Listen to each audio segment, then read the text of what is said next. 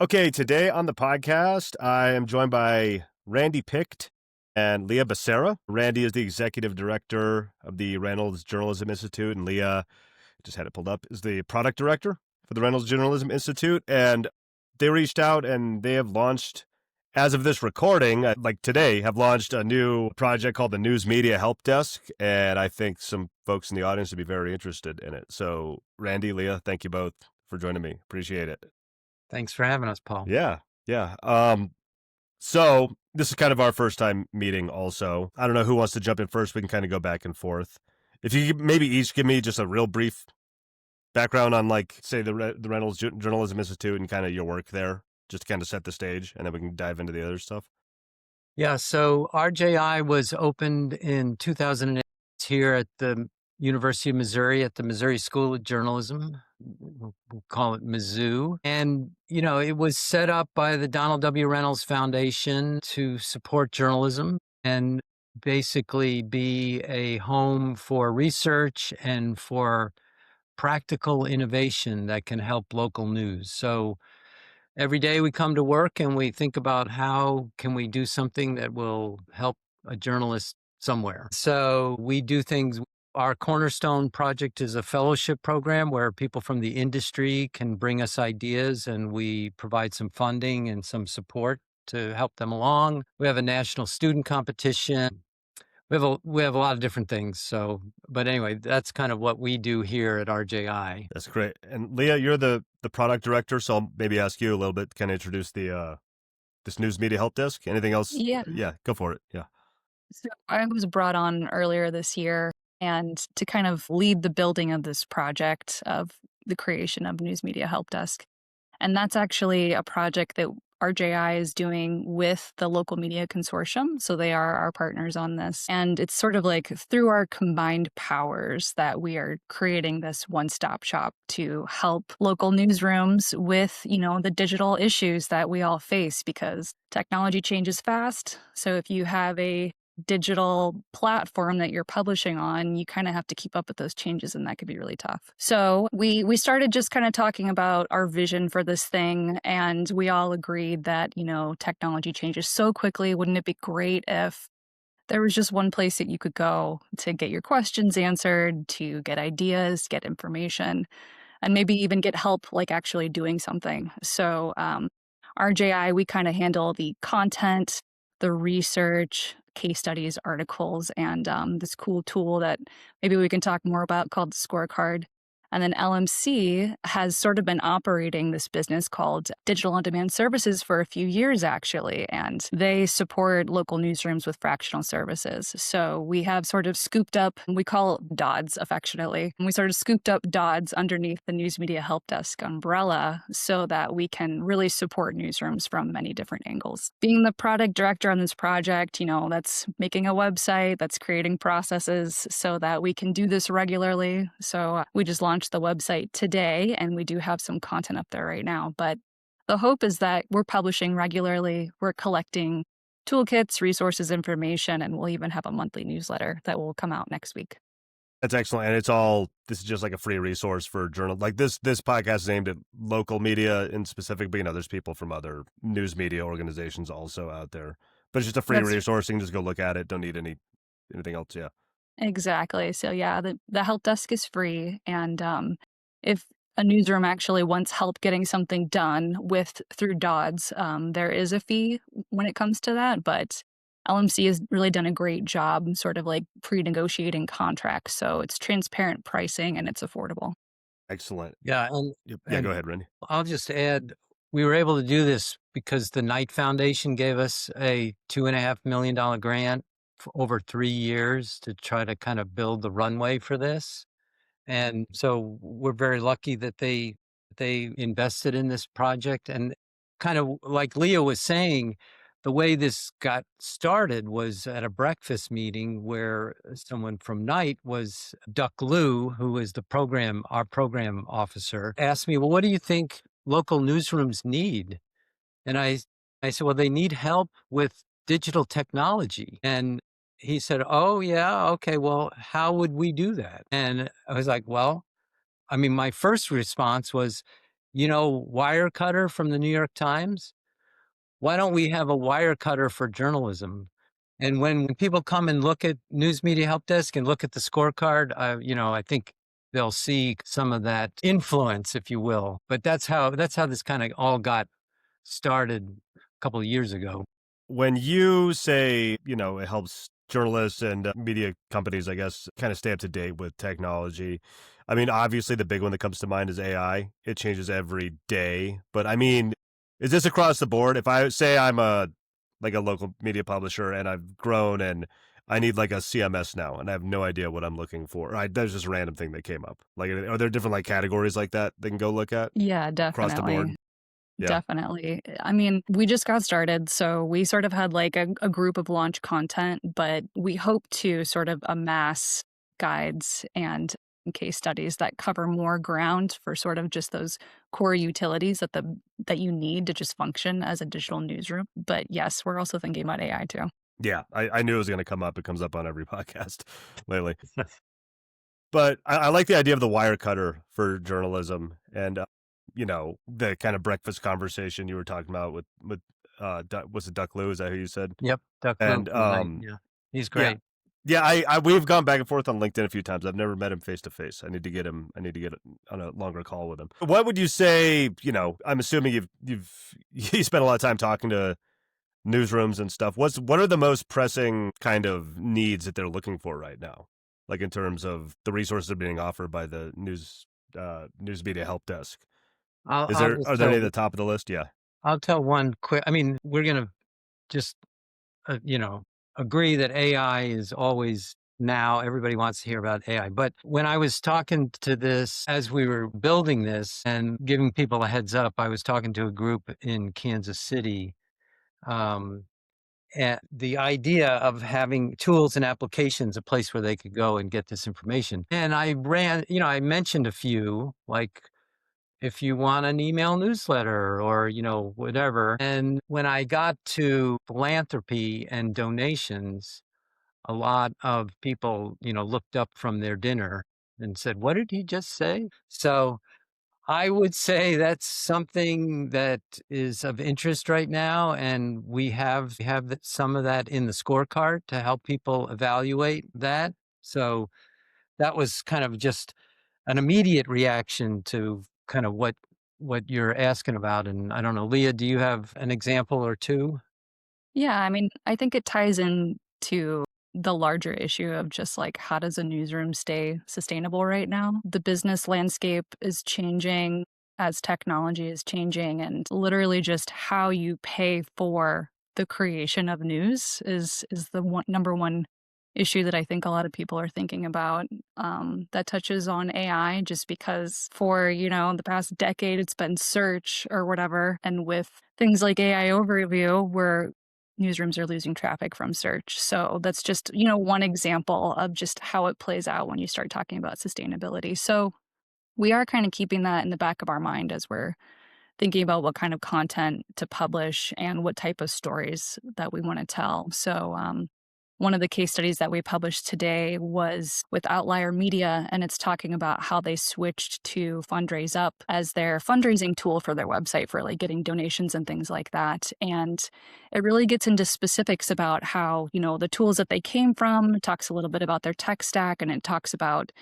how there's been positive impact just on that sustainability issue as a result of switching over to this tool. And I should mention too, like we plan to case study a lot of different tools for fundraising. So we're not necessarily saying Fundraise Up is the greatest tool ever and everybody should use it. We're really trying to highlight like what the newsroom looks like, what their needs look like, and like why this tool aligns with their situation. That's great. I'm not surprised. That's kind of one of the top areas of interest would be the fundraising. 2 or 3 times on this podcast in the last, I don't know, month or two, I've had people say something similar. Like there's all this grant money out there, but we can't afford a grant writer, or we don't know how to write, things like along those lines also. So I just talking to folks on here, I just kind of pick up on like kind of these trends and everything coming up. You you both piqued my interest with the scorecard. Is it the tools scorecard? I'm just looking at the website here. Is that what Yeah, it is? yeah. Could you tell me about that? Because I now I have to know after you brought it up. Yeah. And it's Leah's creation. So Nice. Right. This sort of it underwent just a change as we sort of thought about the issue of tools and, who do you give what third party company do you give your money to so that you can actually get something that helps you? And initially it was, an article. And then it sort of evolved into, well, wouldn't it be more useful if you could actually compare tools? And then like Randy said, it really took on much more of the sort of like wire cutter style where you could sift through tools that did similar tasks and then you can compare them. So we've published our initial batch of tools and when we were thinking about how to put all of this together, we thought a lot about the type of tools that would go in. Like it would be impossible to put every single digital tool that a newsroom could possibly use in there. So we're going to focus on tools that relate to the core of journalism and running a news business right now. They fit into 4 categories, and I'm going to go to it on my screen so I don't misspeak as I'm talking about it. But No problem. there are 4 main categories within the scorecard. So we've got tools that are types of utilities, tools that help with optimization, tools that help with audience, and tools that help with revenue. So within that, we're going to have many smaller categories. So for example, optimization could be a type of tool that helps you to actually produce your content on the website. So within that, we have a batch of tools that includes things like Noda, which is a tool that can literally help you, write headlines. More specifically, SEO headlines can help you write summaries and even help you quickly summarize your text, in a small newsroom where you have reporters who are writing anywhere from 4 to 10 stories a day, it's very difficult to wrap your head around now writing a good headline for that story, now writing a good summary for that story, and also thinking about like keywords. So a tool like Noda can kind of free up the reporter to do what they do best and actually focus on the reporting and the writing. And the tool just helps optimize the content that they are producing. And obviously, I think in a lot of cases, newsrooms aren't just, trusting. In this case, it is an AI-based tool with 100% because we are journalists and we like to fact check and we like to edit things and make sure they're correct. So more than likely, they're using Noda to get kind of like the starting point, and then they're doing the tweaking, the editing before they're publishing. It's just a tool that helps sort of optimize the process of publishing news. And we've got 3 other categories other than content optimization. We also have fundraising tools, and we've got transcription tools, and then we have analytics tools. But we're going to keep adding batches as we go. And the cool thing about the scorecard is you can look at one. So it's like Noda. Okay, so now people could go there and look at Noda. They could just click on Noda and see a list of the different, how it, the features and all the information you need to know. And if you think you've heard 3 names, you can put all 3 up on the screen and compare them. And I think that's going to be a very popular feature. This is sort of a cross between Wirecutter and Consumer Report, that we grew up with the big charts and the circles and stuff like that. So, Yeah, but it also kind of came from a place of before I came to RJI, I was working for the Boston Globe and I was their senior digital editor. I was running their homepage team and I was working pretty closely with the product team at the company. So I was often, deeply invested in the process of picking tools. So I thought about just that experience in the creation of the scorecard. And what we hope to do is unearth information that sometimes you can only get by filling out a company's form to talk to them, which is a whole process, which results in marketing emails. And sometimes you don't even get all your answers until you've done like a demo. And then, pricing is also not super transparent in a lot of places. So we were hoping to sort of unearth a lot of information that could be compared across tools. And the idea is that hopefully we can get newsrooms to a point where they can actually get closer to picking the tool, to actually using the tool much sooner and faster and feel really good that that tool actually aligns with their needs. Yeah, I was just browsing through on the tool. I really like the simplicity of how it's set up. Like, I won't say company or a tool name, but it's like, tool is open source, X. Integrates with Zapier, X. API access, check mark. It's just so it's quick to the point, not taking up too much of their time. You talked about how you were deep in the weeds of kind of picking these tools and everything. Leah, could you talk a little bit about that? Is there, forgive me if you kind of covered it a bit already, but is there like a vetting process to make, because, people can spin up weird AI Right. sites these days that aren't even real or anything like that. And I recognize some of these companies, but how did you go into like finding just a lot of time digging through, finding these tools, vetting them, and going through all this stuff? And once again, Right. forgive me if you already went over that, but if you could dig into that a little more, I'd like to hear it. Yeah, sure. So it's really hard. Like if you think about how you might start that process, just starting completely from scratch, sometimes people would start with like a Google search and they would come up with a bunch of names. And the problem that you encounter a lot of times is you get a bunch of possibilities, a bunch of tools, but you don't necessarily know if newsrooms are using them. Like you don't know about the use case that they apply to. So we very intentionally are only including tools in the scorecard that we know for a fact newsrooms are using. So sometimes it's a little bit of word of mouth, sometimes it's personal experience. And so we need to know, first of all, that a newsroom is in fact using this tool and it's working well before we will even consider including it in the scorecard. So just by kind of putting those constraints on, when you start with that Google search idea, like you go from having maybe 10 in a spreadsheet down to like 4. And then the other things that are necessary for inclusion is we have the same questions that we're asking every single tool. So if we run into a situation where we can't get pricing, we're just not going to include the tool. Gotcha. Yeah, that's one of the first things on here. Lowest monthly cost, free, lowest monthly cost, $59. It's nice to just see that.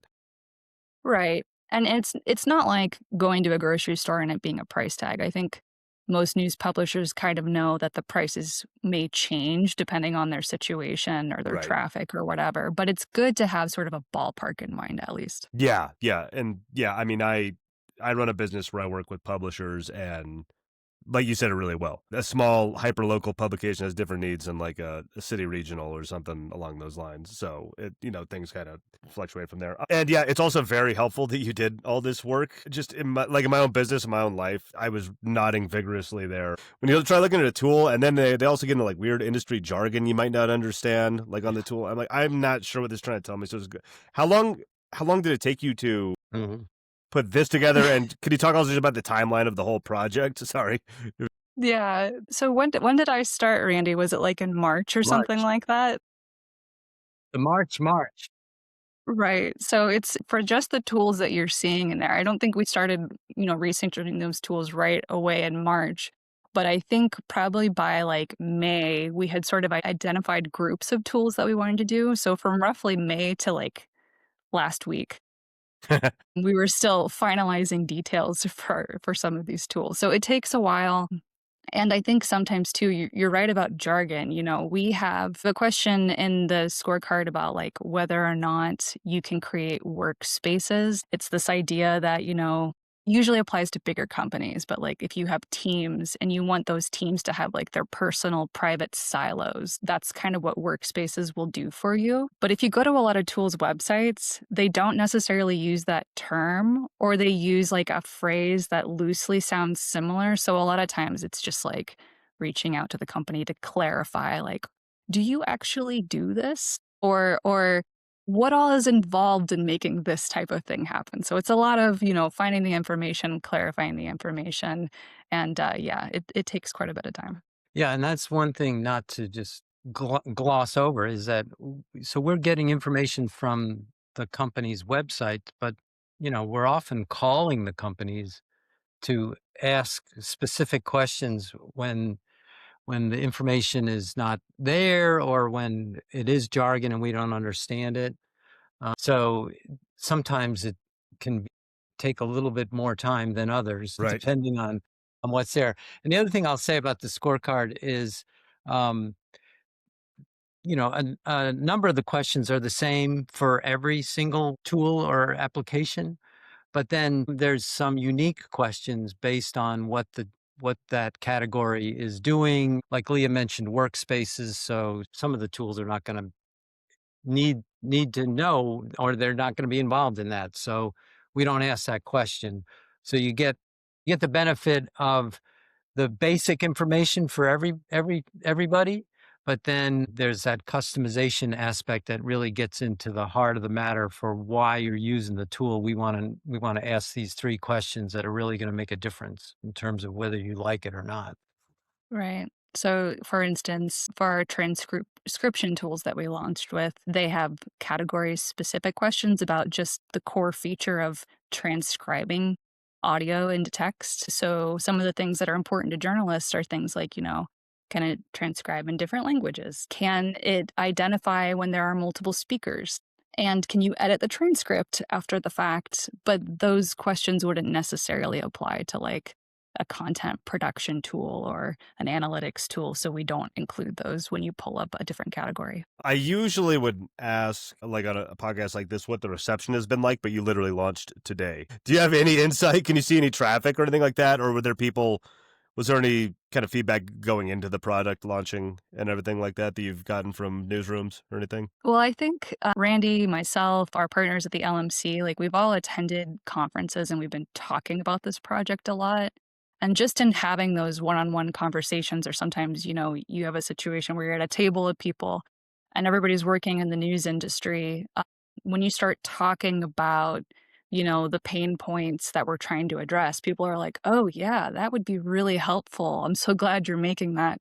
So we got a lot of verbal head bobbing and just positive reception to the idea. We started a teaser launch campaign about a week ago, and we got a lot of positive reception from that too. And I'll just say, like, we're also launching a monthly newsletter, so we're creating an email list, and it's growing pretty quickly. So from my perspective, that's really positive, and I think it shows that people understand, what we're trying to do here, and they think that it'll be helpful. So they're signing up to hear from us, which is good. Yeah, that's a positive sign, definitely. I was gonna ask, I mean, these are mostly tools that you can integrate into the newsroom. I was gonna ask if there's services, but then I kind of remembered you have the partnership with LMC and I'm guessing the Dodds kind of covers that aspect of things. Which anybody interested in that, I had Fran Wills from LMC on here a while back, so I'll link to that in the show notes here also. Okay. If anybody's more interested, because it's kind of related, a tool versus a service done for you or do it yourself kind of deal. Yeah, the other thing I would say in terms of that, so Dodds has been around for a little while. So really the News Media Help Desk is built on, kind of broadening a couple things that have been working. So LMC has this digital on-demand services. They've, successfully worked with news organizations to do various kinds of things. We have a program for 7 years to send students into community newspapers to help them do some digital application or learn how to create an email newsletter. It's for 1 week they go in, and we've had a lot of success with that, with just that communication of here's some things you need to think about and here's how you can do it and that kind of stuff. And so we feel like the News Media Help Desk is going to just take that concept and really broaden it and bring it into and do even more with it. So we're optimistic. Yeah, it's a really really cool project, and thank you for reaching out. I mean, I had seen this floating around, but I had not done any deep dives on it. So this is excellent. You may have mentioned this early on. Also, I'm just kind of going after any threads that come up in my own mind. What's you said you're going to be doing a newsletter and updating, content on here. What's kind of the frequency and like the time outlook on that, Leah? Because you said this is a grant funded thing. I don't know if it's a limited run or if there'll be more funding that could potentially come in later, but like what Yeah. frequency you're looking to put stuff out and like for how long and everything like that. Yeah. Well, we did our due diligence and we budgeted many varying things. So the clip that we're hoping to publish on at a very, very minimum basis is we want to put at least 2 new articles a week out. Because the scorecard takes such a long time to actually get all the information, it's a little bit more difficult for me to say how quickly that will update. But I hope that as we add some more student staffers to help us with the research angle of all of this, that it could be done a little bit more quickly. But honestly, I think that, we are treating this as a little bit of a sustainable business operation ourselves. And we're wanting to do things like bring on sponsors to sponsor our newsletter. And we have ad spots on the website. So if brands wanted to actually advertise with us, they could, and we would put that money toward basically continuing to create the content that's really helpful for people. So we can promise at least 2 news stories a week. That volume may go up, who knows? But that's just sort of at a bare minimum right now based on the grant that we got. Yeah, and the grant is for 3 years, and we are basically we're about 3 months short of halfway point in terms of the grant. So I think, we have another year and a half plus to kind of experiment with some sustainability options, create more content, and kind of just keep seeing where this goes. The other thing about it, I think, is that, this is really basically in the wheelhouse of both of these organizations. So RJI was established to help journalism. And, I guess we're taking it a little literally, which is not easy to say. We're making a help desk, right? How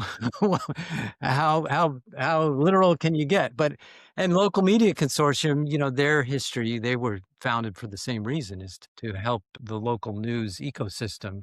So we're hoping to get a strong start in this, and then, kind of see what we can do after the grant is over. And we also, I should specify, when I say 2 new pieces of content, I mean original content. But as a part of our launch offering, there are 2 stories that, we did not originally write, but we have republished them. We hope to, create more partnerships where we can do that with other journalism support organizations if they are comfortable with us posting their content on our website, just so we can live in one place. We're also collecting external links that we just think are fantastic and are really helpful. So on the Learning Center area of the website, there's actually like a little list of toolkits and like resources for journalists. And we'd like to get a little bit better over time at collecting those things. It's a little unclear about what a collection like that will look like, because you have to keep in mind that, as we talked about at the beginning, technology changes. So a toolkit that's great today might not be great 2 years from now. So we want to be thinking very critically about like the types of resources that we're including and making sure that they're really meeting the moment. That's great. Very cool. Thank you. I have kind of piqued most of my interest that I had coming into this, but I'm curious, what have I missed? Is there anything glaring that I haven't asked you or about the project or anything that I overlooked? No, I don't think so. I mean, All right. somebody said something about meeting, but anyway, the part of this is we're hoping to meet people where they are, right? So a lot of the information around technology, people don't feel like, they're not confident, they don't have time, they've gotten burned, so we're like the Statue of Liberty, bring us you're burned and you're unconfident. And I mean, because we want people, if you feel comfortable figuring out a email newsletter platform and you want to read our scorecard and it helps you make a decision and you can take the ball and run with it, then just go. If you are not sure about it and you want some help, we have the fractional services part. Eventually we're going to have more hands-on help from student workers who can, help fill in that gap in terms of, I don't have time, I don't have the confidence. But overall, we don't want to be sending people away like, sorry, we can't help you. We want to cover the waterfront in terms of helping everybody. Also, I think we want to make sure that we're having a conversation with people who are working at newsrooms. It's really easy when you're stepped outside of a newsroom to be like, oh, people just need to do X, Y, Z, and that will fix everything. But, it's not realistic. And journalism is not one size fits all. Sustainability is not one size fits all. So we want to hear from people who are visiting our website. We want to hear from people who have problems, hear about what they're facing, hear the questions that they have, and really be, very responsive to what we're hearing. We're not sitting on a balcony view and staying up here. Like we want to be closer to the ground floor and really be talking to people so that we're not making assumptions and we're really addressing real needs. Great. That's the correct mentality to go into it if you want to help folks. So I'll link to the Reynolds Journalism Institute and the News Media Help Desk. What else do you want me to promote or link to in the show notes, or where can people find you online? Anything like that? Well, we're on, if folks want to follow us on social media, we launched a LinkedIn page, we launched a Blue Sky account, and we launched an Instagram. We are creating sort of like original Instagram versions of our case studies, for folks who maybe don't want to read the entire case study or they're more of an Instagram type person. We're sort of creating Instagram first approach to some of our stories. And I think the newsletter is just a fantastic way for people to stay in touch with us. The goal of the newsletter was to sort of give a little bit of like a conference vibe. You know that feeling when you go to a really good journalism conference and you like walk away with this glow because you have like new ideas, you've met new people, you have sort of like sparked interest in something that you'd like to try when you get back to the newsroom. Well, I love that feeling. So we were hoping to, in the creation of a monthly newsletter, attempt to give people that feeling like once a month with no travel fees associated with it and just go straight to your inbox. I'll have links to all that stuff in the show notes, so if anybody's listening, you can just scroll down, click on it. Yep, great. And Randy, Leah, thanks for joining me. Nice to meet you. Nice to This meet is you. great. All And right. if you have any updates in the future, we can always have you on again as well. Cool. All right. Awesome. All right. All Have a right. good day. See ya.